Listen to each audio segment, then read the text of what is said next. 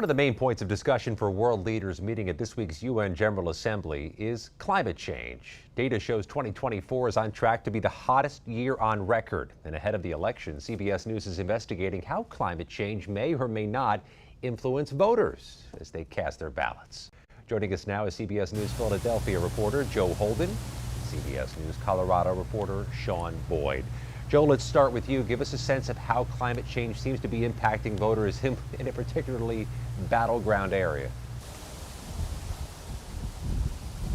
Yeah, Scott, good to be with you. So we focused on New Jersey's 2nd District, which takes in Atlantic and Cape May counties. It is the Jersey Shore. And what we've noticed in speaking with not only voters, but also the officials who are tasked with mitigating high water events. You know what's happening at the Jersey Shore more and more is it could be a sunny, it could be a warm day, not a cloud in the sky, no tropical systems to speak of, and water is flowing from the bay through bulkheads. They say that their dry streets more recently inundated, and this is happening more and more because of what they are saying, rising sea levels. We spoke to both an engineer and the mayor of a place called Wildwood Crest. I feel like you're in the twilight zone because there's water in the street. Where is it coming from? Well, it's coming from the tide. The tide water is seeking its own level. There's been some patchwork installations done over the years. Not working. No, it's not. As we continue to get these storms and as we continue to get sea level rise, we're actually trying to plan ahead to prevent this. And this is years down, this is, to prevent. We can see it happening now, but it's only going to get worse as the years go on. So we're going to take the time now to address it. Yeah, Mayor Don Cabrera, they're saying they're acting now, but the question is, with NASA projections of a possible foot of sea level rise by 2050, is that going to be enough to compensate for those years ahead? You're getting a sense from your reporting this is a pressing issue for voters as well, because we keep hearing about this delta between interest among some people in this issue and how much political leaders actually talk about it.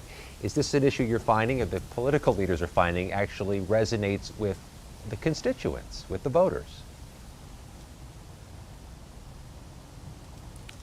Well, Scott, there seems to be, from our research, some disconnect. Let's talk about the congressman in New Jersey's 2nd District. His name is Jefferson Jeff Van Drew. He was a Democrat in 2018 and then did a party flip in 2019, and his voting record on pro-environmental legislation. Remember, these are parts of New Jersey very in step, very in tune. 2/3 believe that there is an effect due to climate change on what they are looking at and dealing at, weather related. Now, Van Drew's record goes from 90%. He's with the climate in 2018, 2019, and then it falls. It falls down to 3% just last year.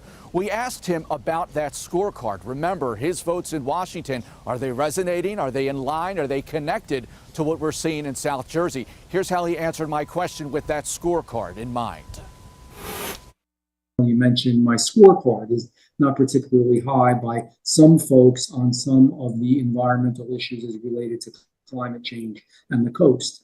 Well, how do you feel about that number right there? Not to interject, but that number itself doesn't sit well with you? It doesn't sit well with me, but in some cases, because I don't think that the baseline that they use is necessarily accurate. Now, in fairness to the congressman, he defended his stance. He said that he is against the forcing of electric vehicles. He believes that the IRA passed by Congress in 2022 indirectly supports China's boom in developing lithium-ion batteries, which, if there is a force to use EVs here in the United States, Jeff Van Drew wants that money, that business, that boom in the economy here. We should point out the IRA in 2022 did direct $70 billion for the development of that technology here domestically.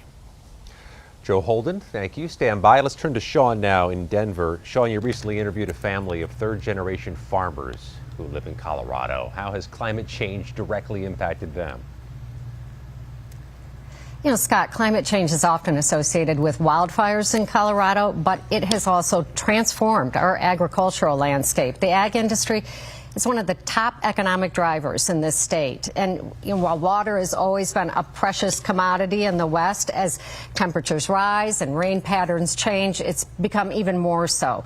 And as a result of that drier climate, farmers like the one I spoke to, Mark Arnish, have literally altered the types of crops that they grow, planting those that are less water intensive. They've also gone high tech in an effort to conserve water, using this state-of-the-art technology to track how much water is in the soil and even how the crops are taking up that water. Arnish told me every industry, from farming to fracking, is being forced to adapt. Things are changing. We recognize it. We may want to ignore it for a long time, but it's real. But I also believe that the American farmer will rise to that occasion, and he'll be part of that solution. The oil and gas industry will be part of this solution. We all have a stake to play in this thing, and let's quit playing politics and let's get down to the science. Arnish, who is a Republican, says the science is indisputable, but he says many in his community are still climate deniers. Scott.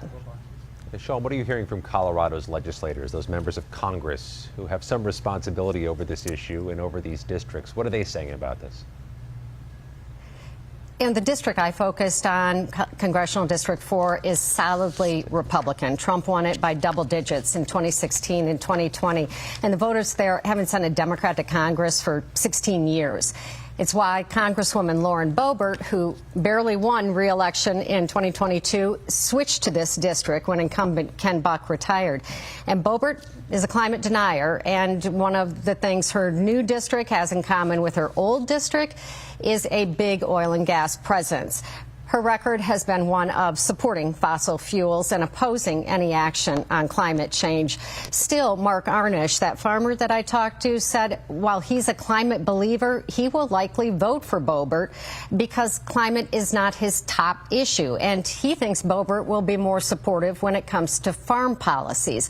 Also, while half the jobs in Colorado are now green energy jobs, oil and gas still employs many of Arnish's neighbors and provides a lot of tax revenue in this district. Shaun Boyd, Joe Holden, good work, both of you. Thank you very much.